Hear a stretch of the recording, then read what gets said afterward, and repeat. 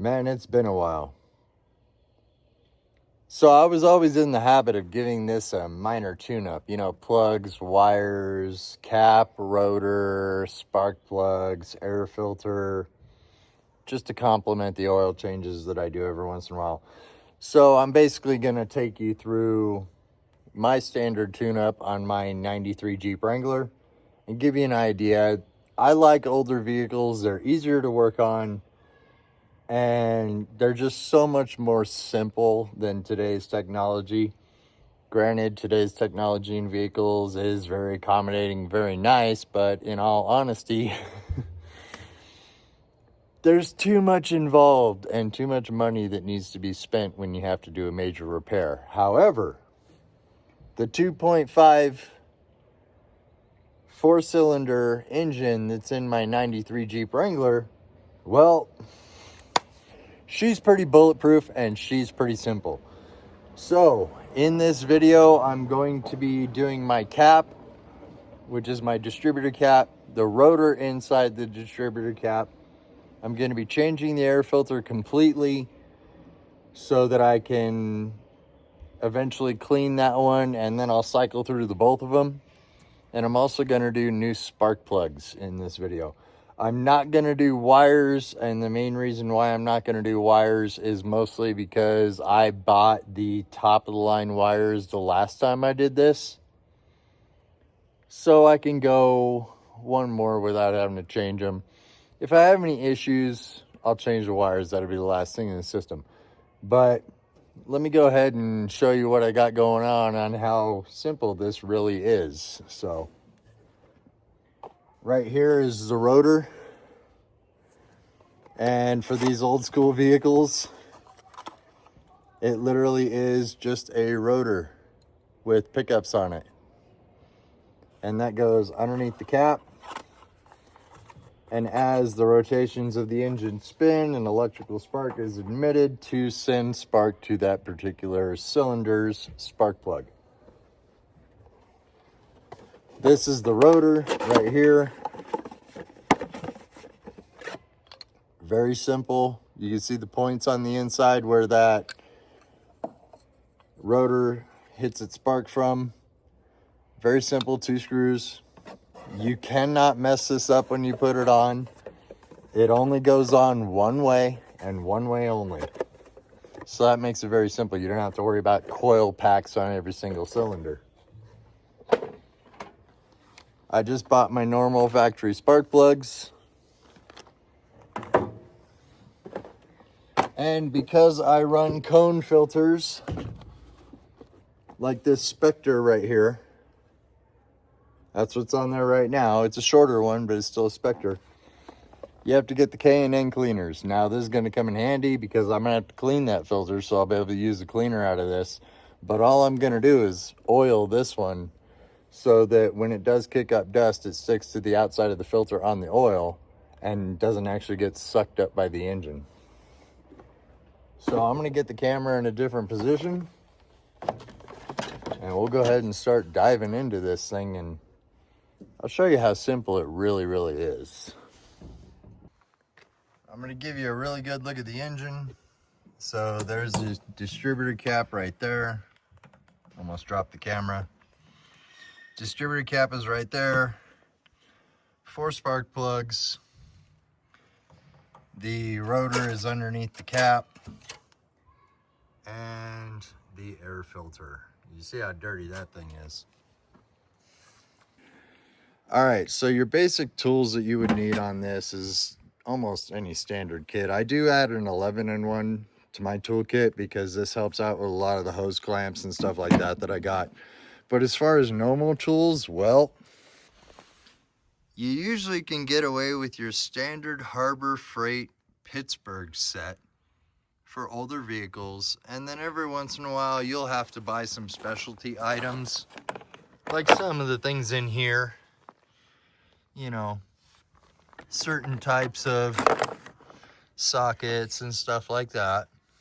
And if you're going to be doing the work on your own vehicle, if it's old enough and you feel confident enough, make sure you get the repair manual. This is going to give you all of your torque specs and all the information you need, okay? You can really save a lot of money and a lot of headache if you have an older vehicle and you just do all the work yourself. So I'm going to go ahead and get started.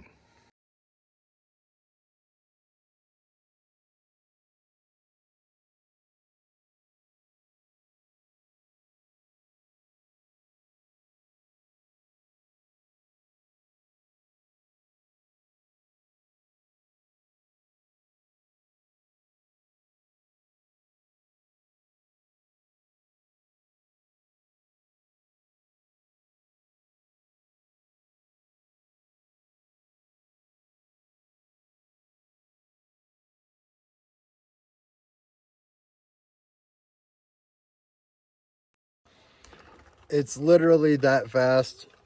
So here's something to pay attention to. My spark plugs, when I took them out, they're all pretty much, you know, in the same condition. You can see I put them all up, you know, spark side up first. You can see they're all pretty even as far as wear goes, which tells me that my cylinder is in great condition. I mean, it's old, it's like 230 something thousand miles, but for all my cylinders to be firing and have every single one of my plugs look the same is definitely a bonus. You noticed I dove into the book a little bit. You have to check the gap on your spark plugs. These are 033 to 038 for the gap, so I start off at about 035. Gives me a little bit of spark, but gives me some time to burn the plug out because the old plugs are 3.9, so they're definitely on their way out. The next thing is going to be the cap and the rotor. Okay, now whenever you're doing a rotor and a distributor cap, you want to hold this in the vehicle next to the one that you're going to pull out, and make sure that this tab is lined up identical to the one that's in the vehicle, and then pull all your connections off one by one and put them on here so you don't get lost, because it's way too easy to get lost. So I'm going to go ahead and get started on that right now.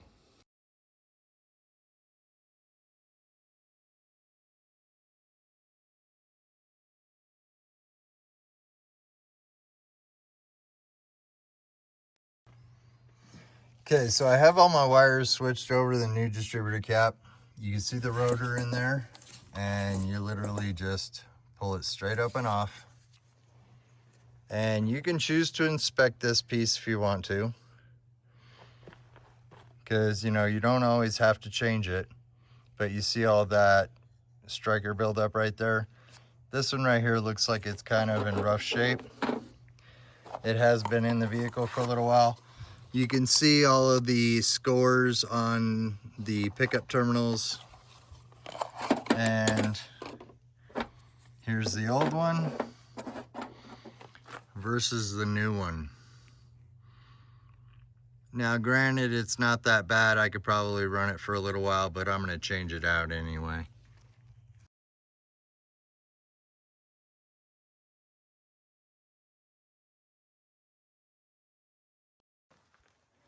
And it was literally that easy. 4 spark plugs, changed out the cap, changed out the rotor.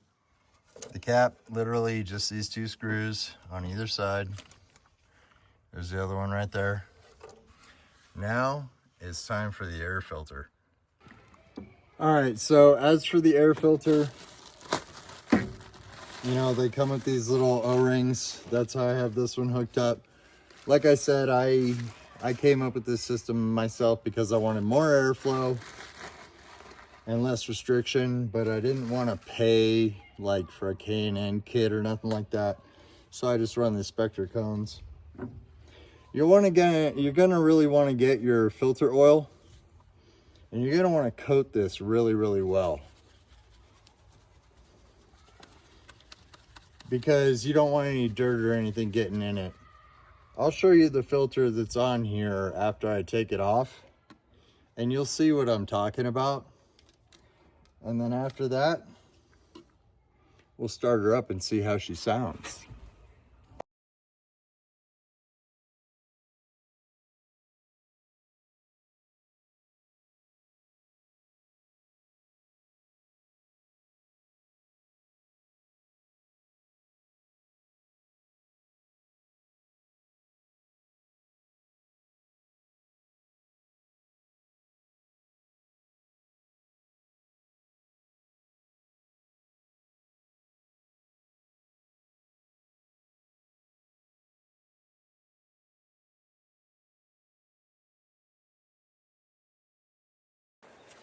All right, now that that's all done, let's see how she sounds when I start her up. Here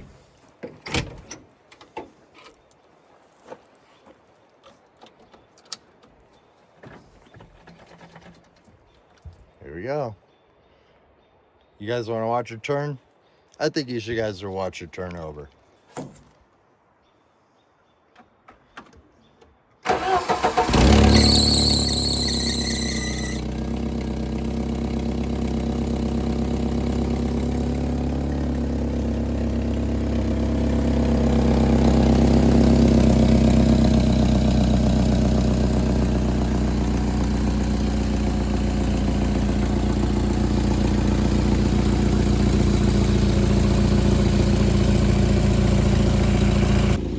Now this is one of my favorite things to do after I put a new air filter and give her a minor tune-up.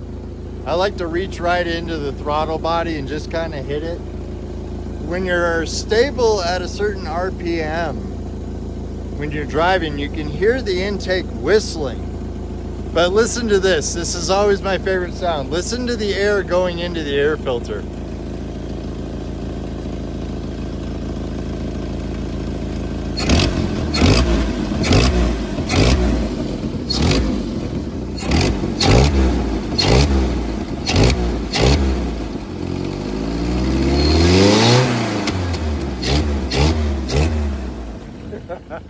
She's alive!